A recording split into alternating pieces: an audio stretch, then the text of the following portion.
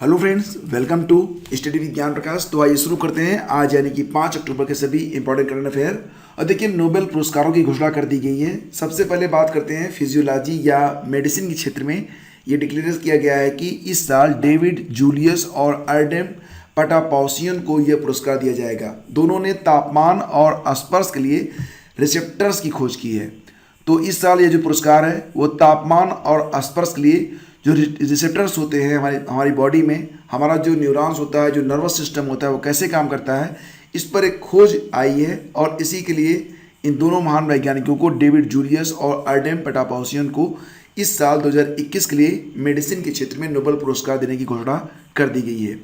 पिछले साल यह पुरस्कार हार्वे अल्टर, माइकल हॉक्टन और चार्ल्स राइस को संयुक्त रूप से दिया गया था। इन वैज्ञानिकों ने हेपेटाइटिस सी वायरस की खोज की थी। तो फिलहाल ये नाम याद रखना, क्योंकि for all the upcoming exams अब ये सीरीज स्टार्ट हो गई है, तो बहुत सारे नाम सामने आएंगे। तो कल के वीडियो में हम बहुत डिटेल में करेंगे चर्चा इस प्रश्न पर। और आइए आगे बढ़ते हैं, पहला क्वेश्चन देखते हैं। देखिए, हाल ही में चिन्नौर चावल को जीआई टैग मिला है। तो इसका संबंध किससे है, किस राज्य से है? तो देखो, ये जो चिन्नौर चावल है इसका संबंध मध्य प्रदेश से है। ठीक है, याद रखना, मध्य प्रदेश से है। और इसी के साथ जो चावल है ये काफ़ी इंपॉर्टेंट है जीआई टैग के लिहाज से। और अभी हाल ही में काला नमक चावल महोत्सव भी हुआ था उत्तर प्रदेश के सिद्धार्थनगर में। तो कई सारे प्रश्न यहाँ पर बनते हैं जो कि एग्जाम में आ सकते हैं। जैसे कि एक काला चावल होता है, चाक हाओ नाम है इसका, और ये मणिपुर में पाया जाता है। ठीक है, इसको भी जीआई टैग मिला था। बोका चावल को जीआई टैग तो नहीं मिला है, लेकिन याद रखना कि जो बोका चावल है इसको सिर्फ गर्म पानी में डालकर आप खा सकते हैं, बिना पकाए इसे खाया जा सकता है। असम में पैदा होता है ये। काला नमक चावल महोत्सव ये मनाया गया था सिद्धार्थनगर उत्तर प्रदेश में। और पाकिस्तान के बासमती चावल को यूरोपियन यूनियन से जीआई टैग मिल चुका है। कतरनी चावल और जर्दालू आम को भी बिहार में जीआई टैग मिल चुका है। और एक बात और कि राष्ट्रीय चावल अनुसंधान केंद्र ये कहाँ पर स्थित है? तो ये कटक उड़ीसा में है। ऐसे प्रश्न बहुत सारे आ रहे हैं। अभी जो परीक्षाएं हो रही हैं उसमें जो अलग अलग इंस्टीट्यूशन हैं, संस्थाएं हैं, उनका मुख्यालय कहाँ पर है, ऐसे प्रश्न आ रहे हैं। तो आपको ऐसे प्रश्नों पर फोकस करना है।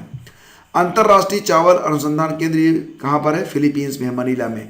तो राष्ट्रीय कटक उड़ीसा में, अंतर्राष्ट्रीय मनीला फिलीपींस में चावल अनुसंधान केंद्र, याद रखना इसको। इसी के साथ कुछ इंपॉर्टेंट जीआई टैग्स और हैं जो मैं आपको बता देता हूँ। देखो, 2004 में सबसे पहले जीआई टैग दिया गया था। किसको दिया गया था? दार्जिलिंग की चाय को। इसके बाद अभी हाल ही में सोजत मेहंदी को मिला है जीआई टैग। ये कहाँ का है? तो सोजत मेहंदी राजस्थान की है। और नागालैंड की अभी स्वीट कुकुम्बुर यानी कि मीठी ककड़ी को जीआई टैग मिला है। इसके अलावा तमिलनाडु की एक इरूर हल्दी होती है, और महाराष्ट्र की सांगली हल्दी, और कंधमाल हल्दी उड़ीसा, शाही लीची बिहार, तेजपुर लीची असम, मधुबनी पेंटिंग और सिलाव खाजा इनका संबंधी बिहार से, जिनको जीआई टैग मिल चुका है। अभी मैंने बताया आपको कि कतरनी चावल को भी जीआई टैग मिल चुका है, बिहार से संबंधित है। चाकहाओ को भी जीआई टैग मिल चुका है। और सिरसी सुपारी को जीआई टैग मिला है। बताओ कि सिरसी सुपारी कहाँ पर पाई जाती है? तो ये जो सिरसी सुपारी है इसका संबंध है कर्नाटक से, ये याद रखना। तिरूर सुपारी को भी जीआई टैग मिला था। तिरूर सुपारी ये कहाँ पर पाई जाती है? केरल में। इसके अलावा केरल की रोबस्टा काफ़ी को भी, रोबस्टा काफ़ी जो होती है केरल की, इसको भी जीआई टैग मिल चुका है। मयूर गुड़ होता है, कहाँ पर होता है? मयूर गुड़, ये भी केरल में होता है, तो इसको भी जीआई टैग मिला था।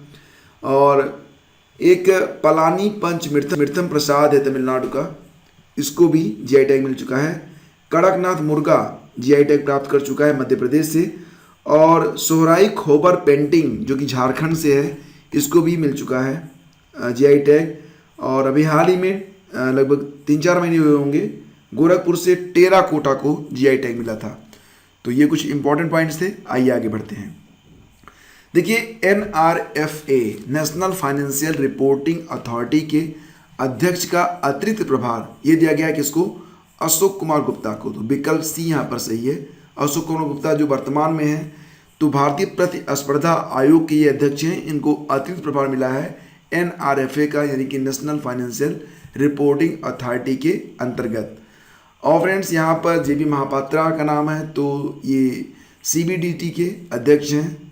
और पंकज कुमार सिंह ये बीएसएफ के डीजी भी हाल ही में बनाए गए थे, बहुत इंपॉर्टेंट नाम है।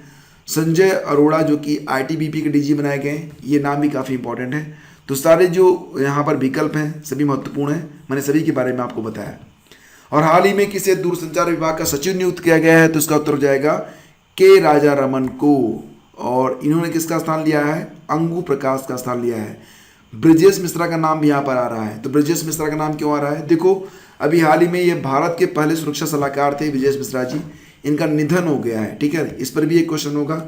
और इसी के साथ यहाँ पर सिद्धार्थ राय कपूर का नाम आ रहा है।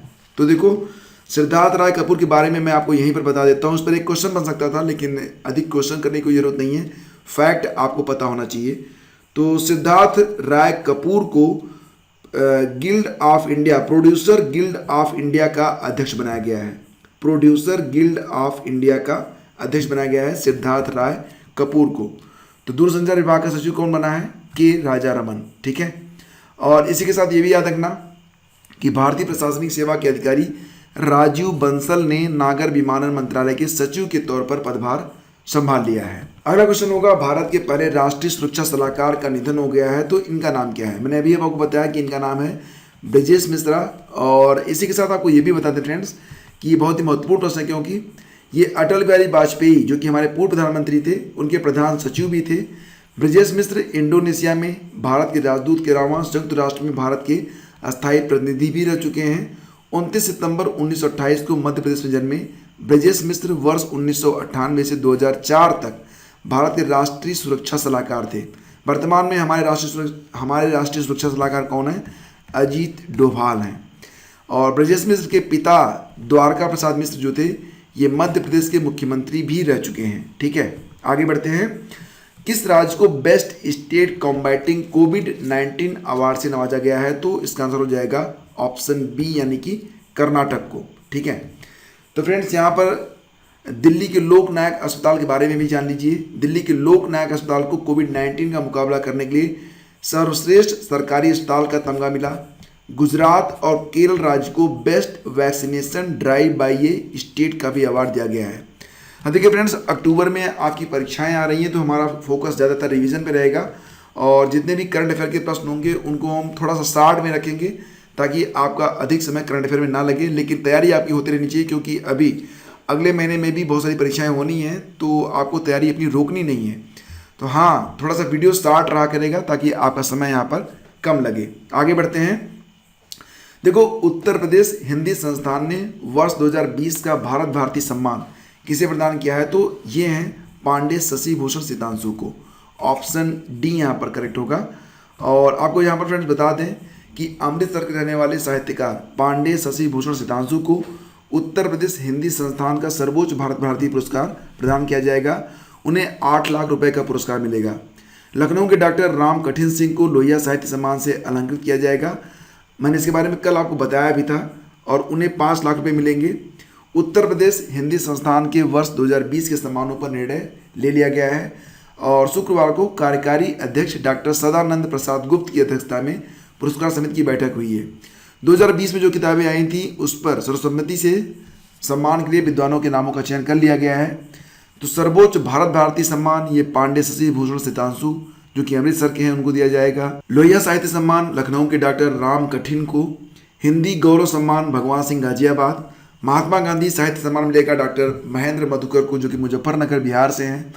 और पंडित दीनदयाल उपाध्याय साहित्य सम्मान मिलेगा डॉक्टर देवेंद्र दीपक जो कि भोपाल से हैं। अवंतीबाई साहित्य सम्मान डॉक्टर सितेश आलोक को जो कि नोएडा से हैं। राजर्षि पुरुषोत्तम दास टंडन सम्मान ये मिलेगा गुजरात प्रांतीय राष्ट्रभाषा प्रचार समिति को। इनमें से प्रत्येक को सम्मान के लिए 5-5 लाख रुपए प्रदान किए जाएंगे। डॉक्टर रांगे राघव पुरस्कार कृष्ण कुमार कनक फिरोजाबाद को मिलेगा और विद्यावती कोकिल पुरस्कार दिव्या शुक्ला लखनऊ को प्रदान किया जाएगा। हाल ही में भारत सरकार ने परिवार पेंशन के लिए विकलांग आश्रितों की आय सीमा कितने प्रतिशत तक बढ़ा दी है, तो इसका उत्तर हो जाएगा 30% तक। विकल्प ए यहाँ पर आपका सही है। तो फ्रेंड्स आपको बता दें कि रक्षा मंत्रालय और केंद्र सरकार ने मानसिक या शारीरिक रूप से विकलांग बच्चों या भाई बहनों को पारिवारिक पेंशन के लिए विकलांग आश्रितों की आय सीमा बढ़ाने का निर्णय लिया है।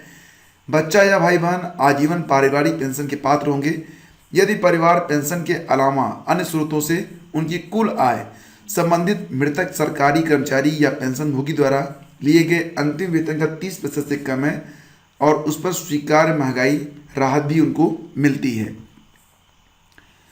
अगला क्वेश्चन होगा कि Chronicle from the land of happiest people on earth. अब ये किताब काफ़ी इंपॉर्टेंट है, ठीक है, एग्जाम में आज आ सकती है।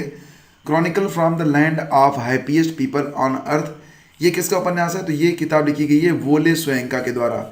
ये एक साउथ अफ्रीका के राइटर हैं और लगभग 50 साल के बाद इनकी किताब आ रही है। 1973 में इनकी एक किताब आई थी और उस किताब का नाम क्या था? तो किताब का नाम था सीजन ऑफ एनोमी, 1973 में। तो 50 साल के बाद इनकी दूसरी किताब आई है Chronicle from the land of the happiest people on earth.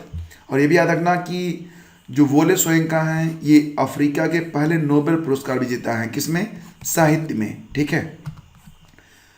हाल ही में किस देश के जील अल्बेना एसोसिएशन फॉर ह्यूमैनिटेरियन डेवलपमेंट नामक संगठन ने नॉनसेंस शरणार्थी पुरस्कार को जीता है? तो उत्तर हो जाएगा आपका यमन। विकल्प ए आपका यहाँ पर करेक्ट है। तो फ्रेंड्स आपको बता दें यहाँ पर कि UNHCR नॉनसेंस रिफ्यूजी अवार्ड शरणार्थियों, अन्य विस्थापित और स्टेटलेस लोगों की रक्षा के लिए कर्तव्य की पुकार से ऊपर और परे जाने के लिए व्यक्तियों, समूहों और संगठनों को सम्मानित करता है। अमीन जुबरान, नाम याद रखना, अमीन जुबरान द्वारा 2017 में स्थापित जील अल्बेना एसोसिएशन फॉर ह्यूमैनिटेरियन डेवलपमेंट नामक संगठन ने देश के संघर्ष से विस्थापित हुए हजारों यमनियों को समर्थन देने और जीवन रेखा बढ़ाने के लिए ये पुरस्कार जीता है। तो ये पुरस्कार काफ़ी इंपॉर्टेंट है for all the upcoming exams. आपको इसके बारे में बिल्कुल रटा हुआ होना चाहिए। और इसी के साथ आज का वीडियो ये समाप्त करते हैं फ्रेंड। वीडियो अगर आपको पसंद है तब आप इसे लाइक जरूर करिएगा और अपने दोस्तों के बीच कम से कम एक एजुकेशनल ग्रुप में इसे आप शेयर जरूर कर दिया करें। Thank you so much.